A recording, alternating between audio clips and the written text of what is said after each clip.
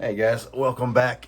Long Life Trainer. Today, I am going to talk about, discuss youth boxing. And we're talking not youth for teenagers, youth as in younger children, kids that are getting into boxing. I've been getting a lot of questions about this lately, so I figured I'd just do a video on it. What age should they start sparring practices, running practices? Basically, everything you need to know about kids in boxing, because it's I don't like to do it, and I did it for a long time. It's a very touchy subject. It really is. It's difficult to do, a lot more difficult than professionals. Kids are kids. That's a touchy subject, and we're gonna get into that today. So, all right, let's get to it.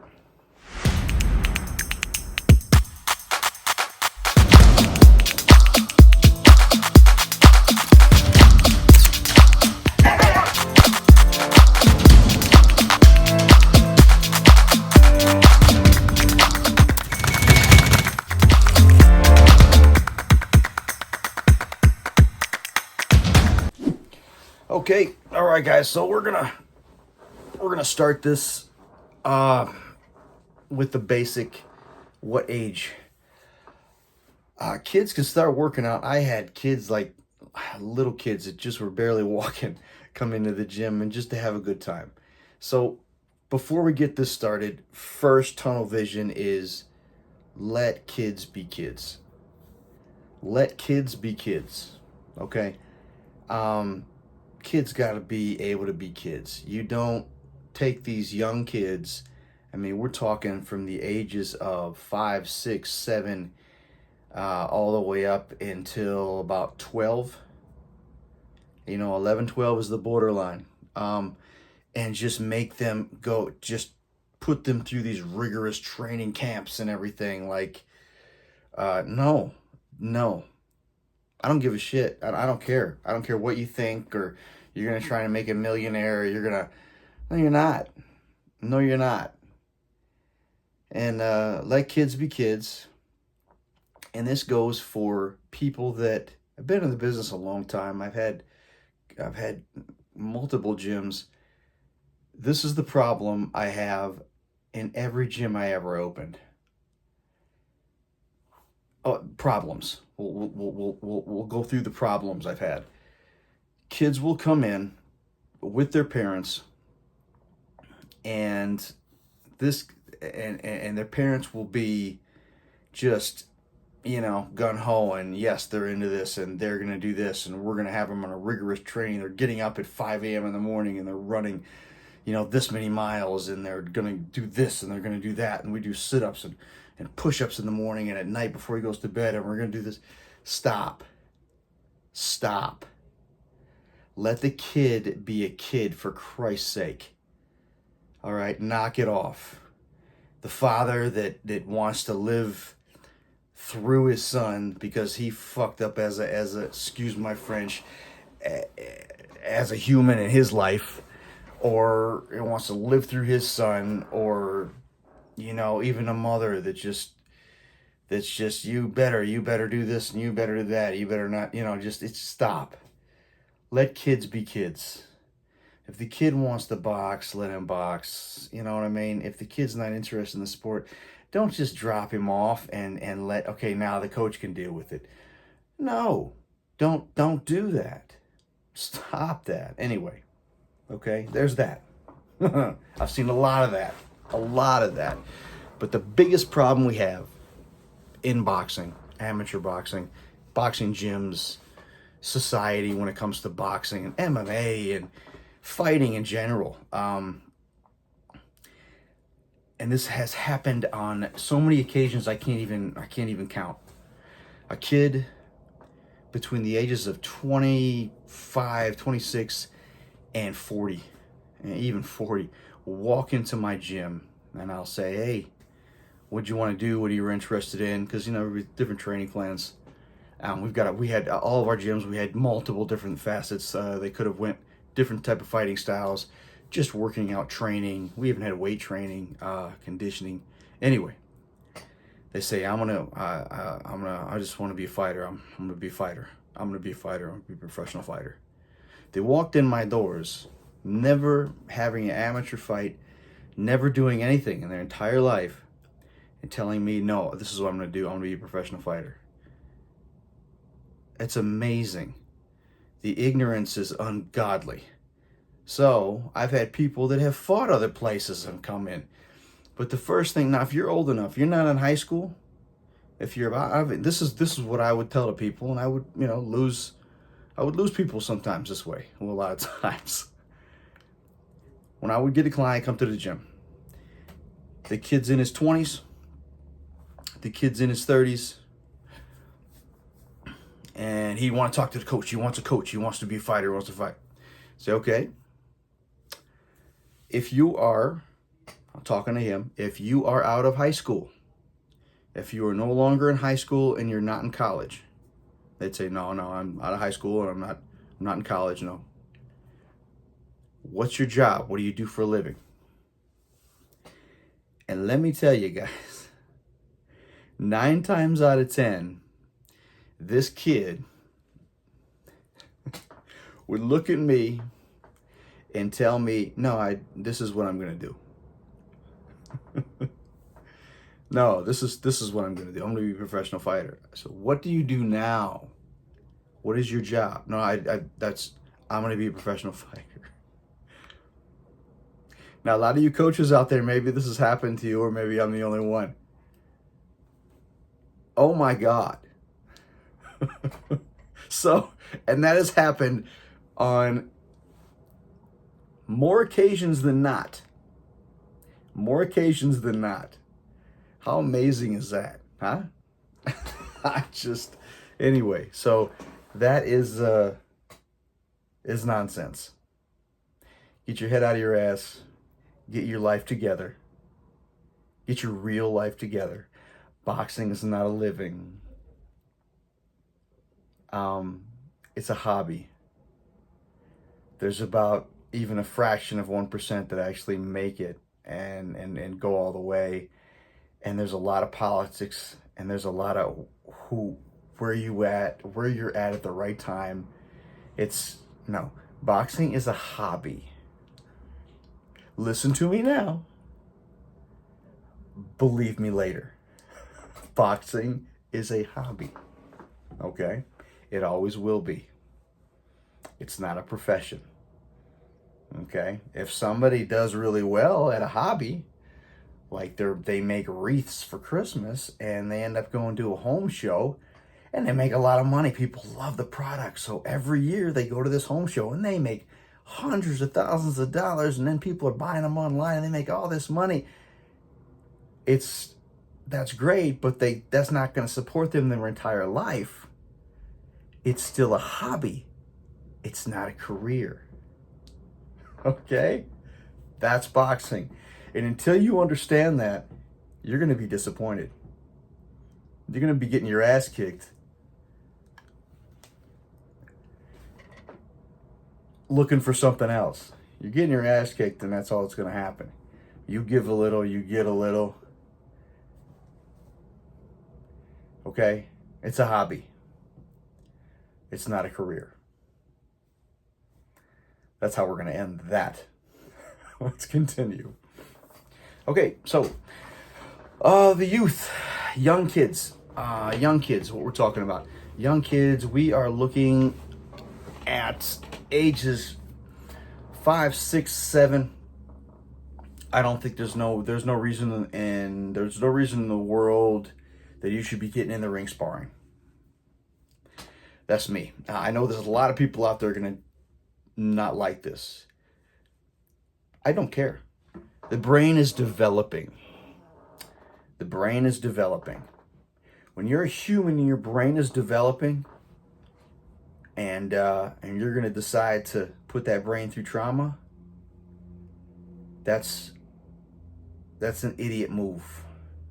Okay? That's an idiot move. It's not. No. I completely disagree with that. If you want to get them some sparring type of things, then that's great. You're a coach. Get on your knees. You put a pad on, or if the kid's just, he's got some bigger gloves on, don't put a pad. Just get on your hands and knees.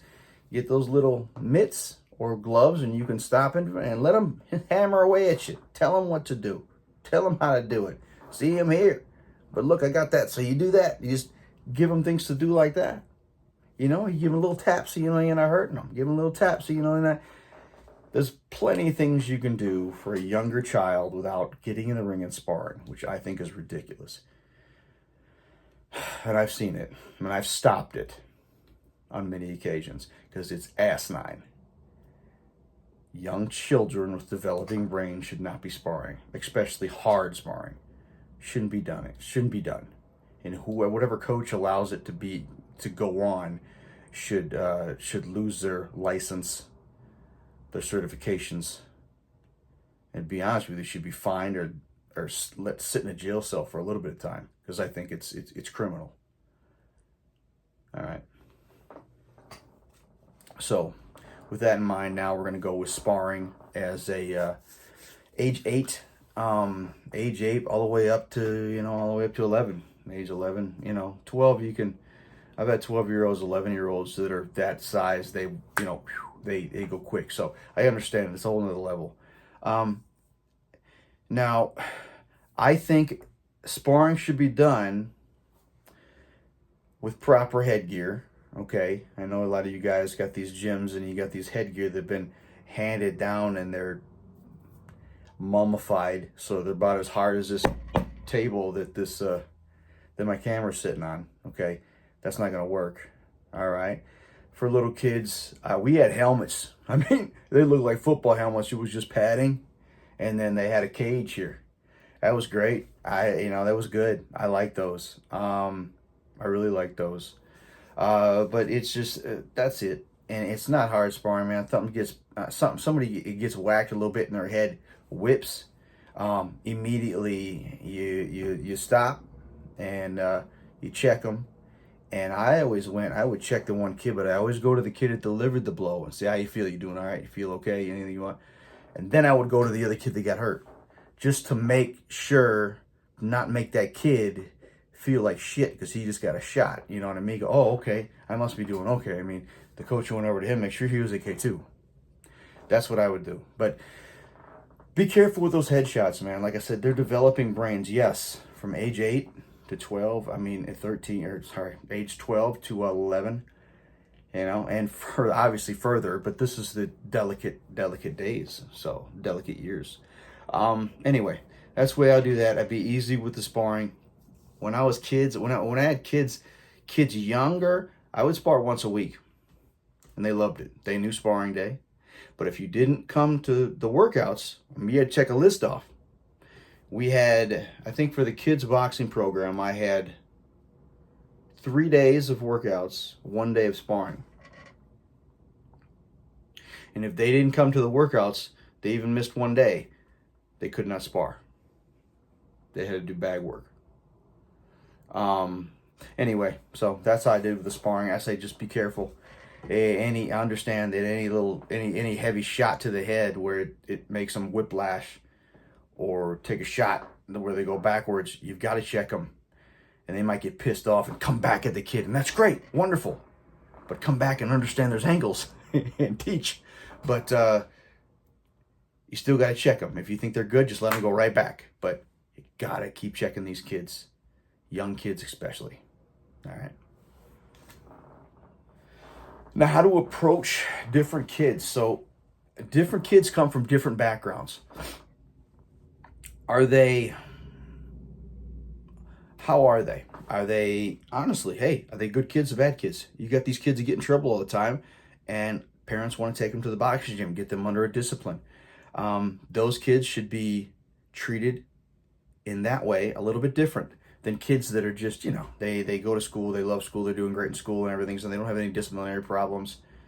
They come in, they do it for fun, or maybe they're pretty good. But you got to determine on where they're, with the kids that do well in school and are doing okay, and they're good kids, and they're things are all right. first, you got to make sure they're mentally okay. They could be dealing with some weird things at house and at home, maybe at school, whatever. You always got to be careful with kids, man. They are dealing with, I mean, especially nowadays.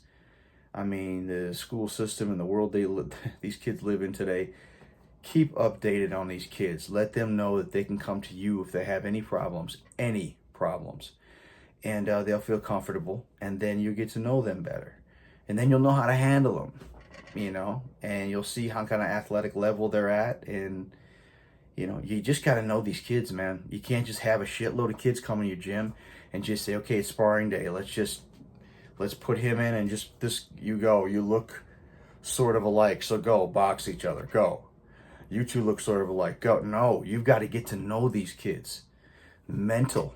That's the biggest thing about boxing is the mental, especially when you're teaching kids. Mental when you get older is another.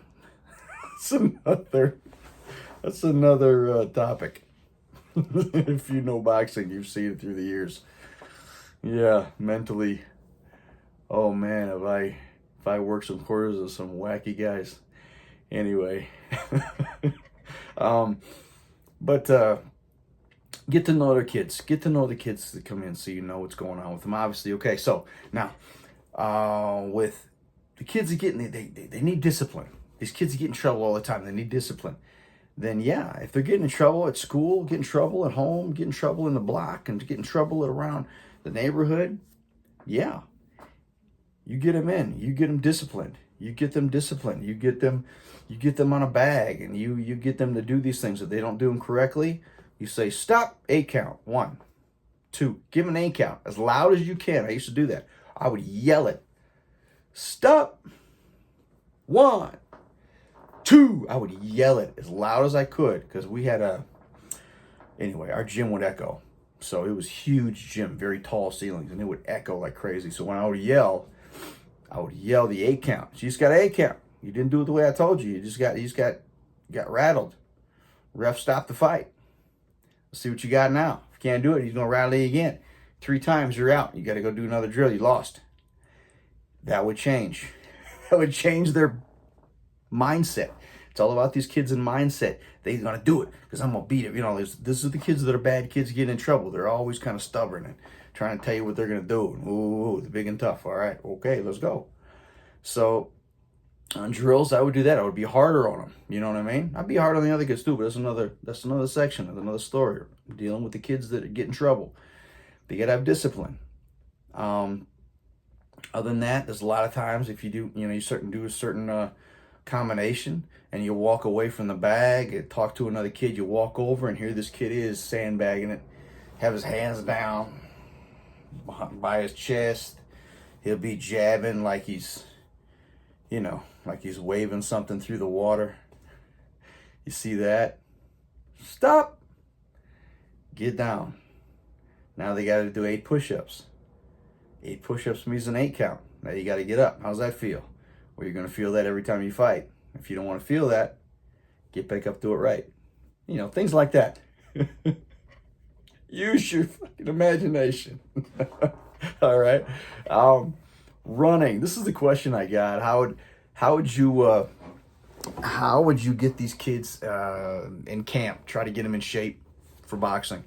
I just got a message on my last. I forget what the name's out there, but I read your request. I read your question.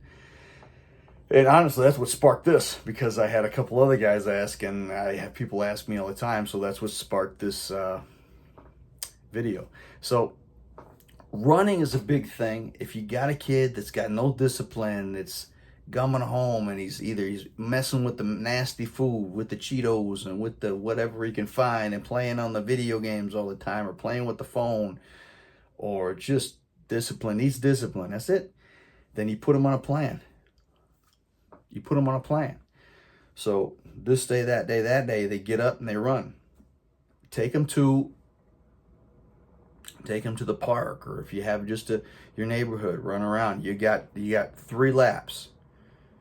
You got, depending on your block, you've got a city block, you got 1 lap, but you got 2 laps, you got 4, you like 10, whatever. I'd say 4 laps is good.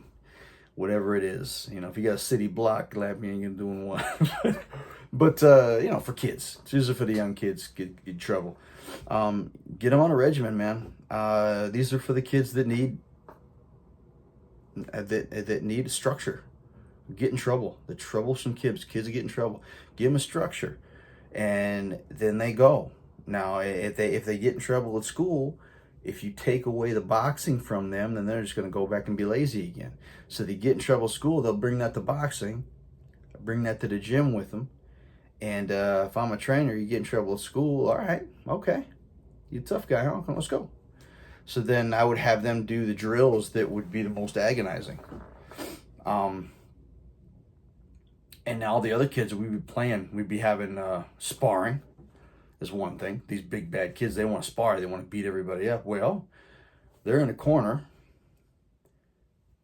doing proper form on a bag, chin down, eyes up, elbows in, throwing a 1-2.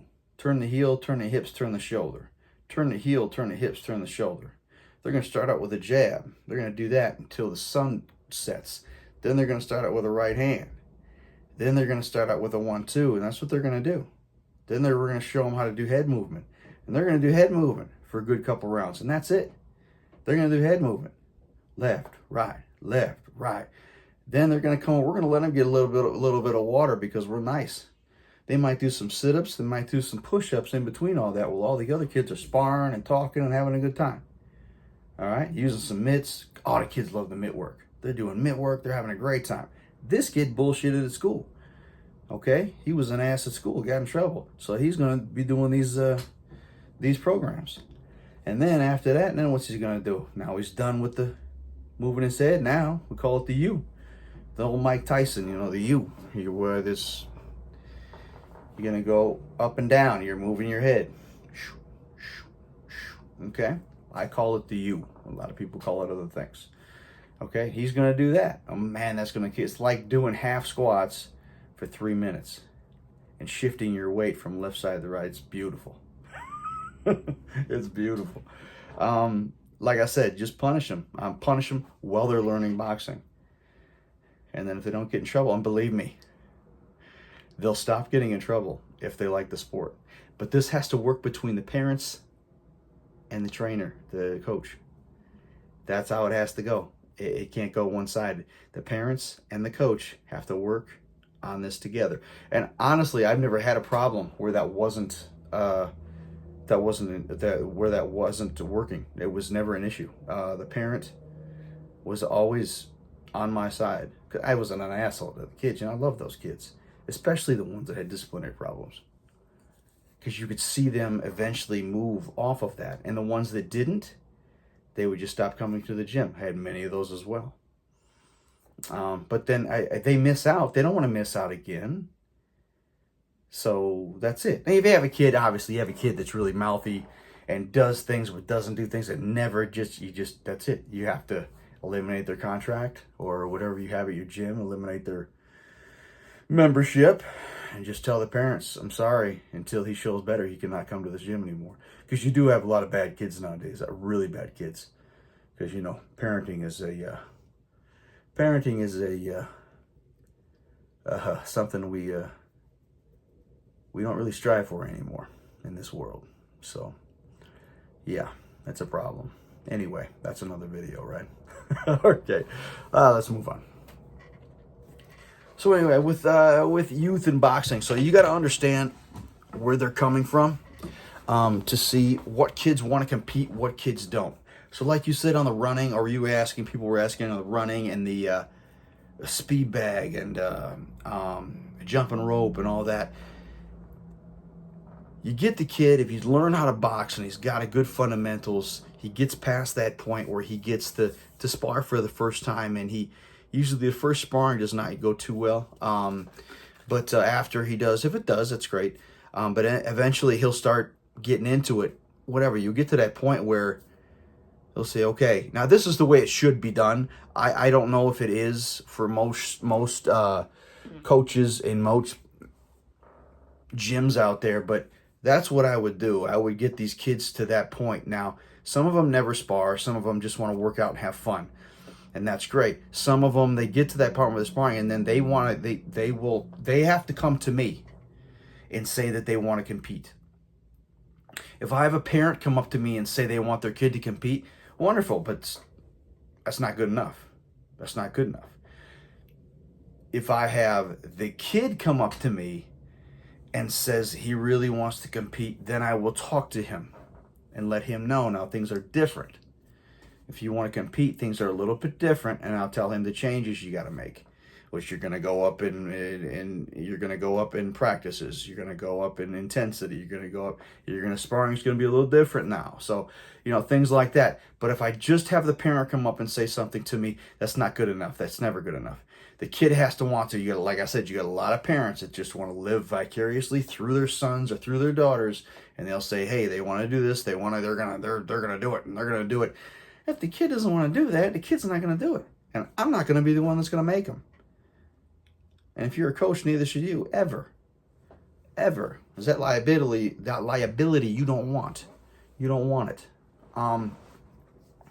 But that's all. And when that changes, then everything changes. Then I will literally, and this is up to you. You can have the parents do it. You can kind of give them your 2 cents, because it depends on the parents. It all depends on the people. All depends on the fighter. I've been training fighters forever. It depends. Every fighter's different. Every fighter throws a different type of jab. Every fighter moves his head a little bit different. Everybody's got different feet, different hands, different heads, different bodies, different hearts. Everybody's different. I train every fighter different. Why? Because we're all different. That's God made us that way. That's why this world can be great. That's why it can be great. That's why I married who I married, because she's different. I like different. So different is great. Different is good. Different is better, as far as I'm concerned. So look at, I'm a poet, didn't know it. Anyway, let's move on. I'm losing it. All right, in conclusion, so let's say we're gonna start a youth camp. I'm gonna have some boxers come in, and these kids will come in. We're gonna go through the basics, go through the footwork, right? Then go through the hands, okay? Just the 1 and 2. And your defense, where your hands need to be, right? Then we like to say walk and chew gum. Then feet and hands are gonna move together. Let's walk and chew gum together. Okay, we're gonna do that. And then we'll get into where they get to hit the bags, and you can do the mitts and do all that stuff. So let's say you've got an established crew there of kids. I'll have days where we'll all come in, and we each kid will get on a bag, sometimes two per bag, and we have a punch number system. You guys might have a word verbiage. I have a punch number system. I'll call out the numbers, and we'll throw them. We'll first do this usually in the ring or an open space, so I can see where their feet are, see where their hands are, see where their elbows are, see where their chin is, see how their body's positioned, and make sure. And we'll go through shadow boxing very slow. I'll call out the numbers, combinations, terminology that they have to know, and then we'll move to the bags, and then the same thing will happen. We'll do that. Obviously, we're going to warm up in the beginning. I never warm up with jump rope, ever. This is a thing I've seen a lot of Olympic athletes do. A lot of my guys that went to the Olympic trials and Olympics, they love to warm up with that rope. They love to end with that rope. They're always on that rope. I don't like the bouncing in one area. This is just, I'm as old school as it gets. And I know old school, they jump rope a lot. But I have old school thoughts. And my thought is, you never bounce. That's a video will do. You never bounce. Many reasons for that, which we'll do in that video. I don't like the bouncing. I don't like having the feet together. You can have a good time jumping rope, but there's time for jumping rope and there's time for warming up. Warming up is shadow boxing and work in the ring and moving around, moving. Let's move. shake out. That's what we call it. Okay, get in the ring and shake out. That means you ballistic stretching and shaking your arms out, shaking your shoulders out, shaking your legs out. Then you're moving around the ring, moving left, moving right, hands up. You're going to shoot some punches. You're going to shadow box. That's warming up. That's how I had my, I didn't train very different when it came to punch techniques. And except for the kids would punch in combinations and we'd work on speed and not power. Not power at all. I mean, yeah, you can give you, if a kid's got power, he's got power. I can teach power. A lot of people say that. A lot of people say that, you know, you can't teach power. You can't, what if you either have power or you don't, then you can't. Bullshit. I know that from experience. I had no power when I first started boxing. None. Just speed. Just speed. And then I was taught by one of the great trainers of our time, of my time anyway, my old time back in the day. I was taught too late because I was done fighting.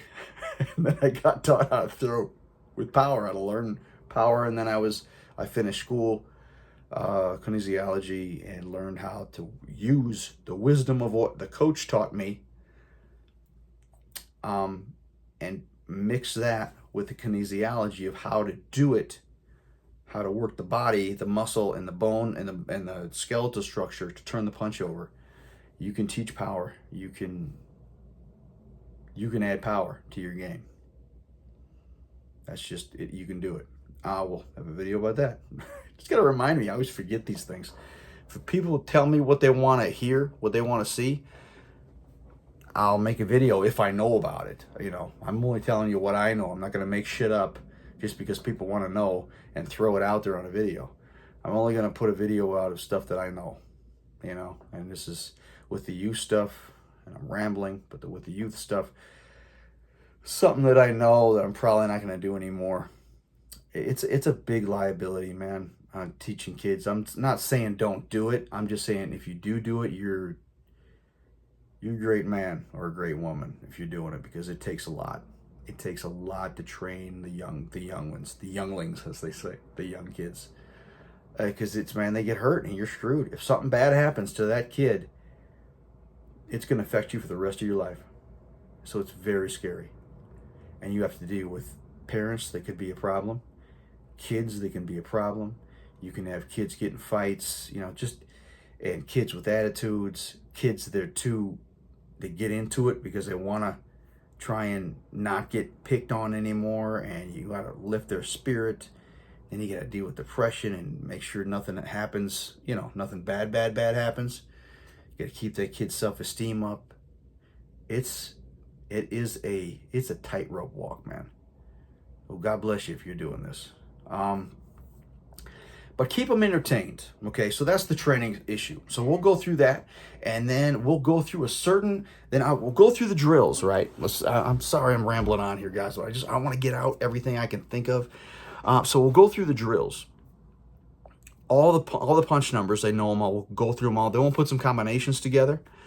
And then we'll talk about a scenario. We'll talk about, okay, this is what your opponent's doing today. Your opponent is constantly coming in on you and is completely always blocking the left hook. You cannot hit him with the left hook. And the right hand isn't working either. What do? That's the problem we have. So let's work that out. And so we'll come up with a combination. I know you're thinking about what you do. I'm going to have a video coming out on that too. So what would you do in that situation? And we'll go through different things. We got southpaw.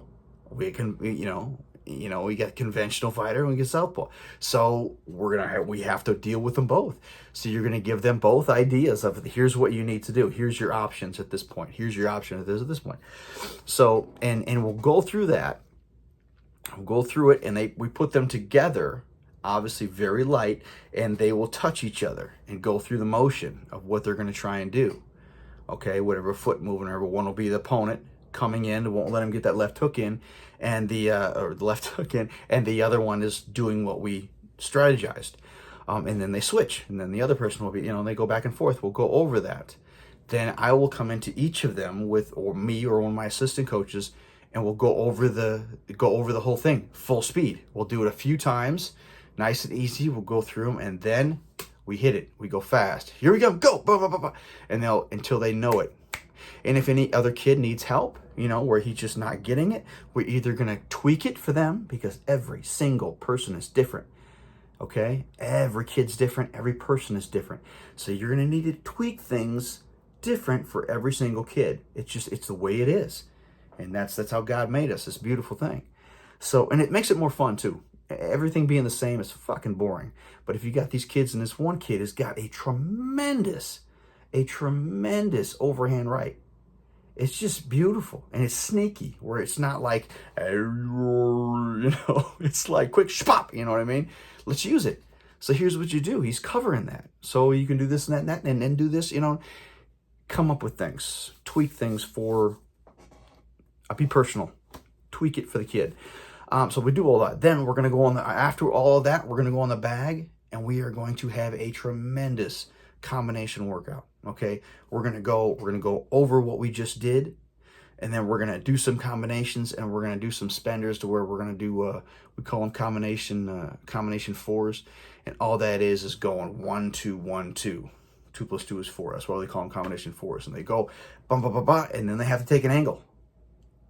Okay, and there's different things. Anyway, we're gonna just gas them, and then after all that, usually we're gonna jump in the ring and do our sit-up routine. We have different sit-up routines, different things. Maybe before the sit-up routine, especially with the young kids, we'll put them on either a flat surface in the gym, if you have an open side of the gym, gymnasium, where you have just open floor, or in between the bags, whatever, where there's open, where they can run down and back.